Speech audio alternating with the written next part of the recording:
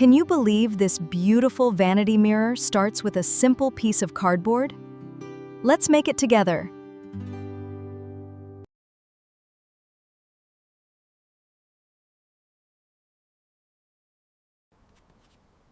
First, place the mirror on the cardboard and carefully trace the shape.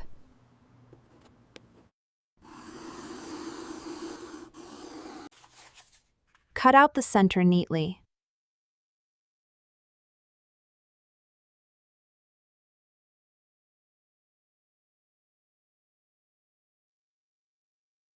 Cut a second identical cardboard frame using the first frame as a template. Stack both frames together. Glue both layers together to make the frame stronger and more durable. Now paint the entire frame with a smooth coat of white paint.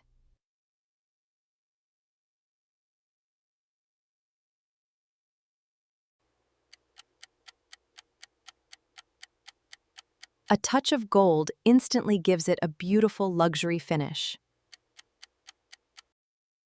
Let's add tiny pearl beads for a delicate and elegant border.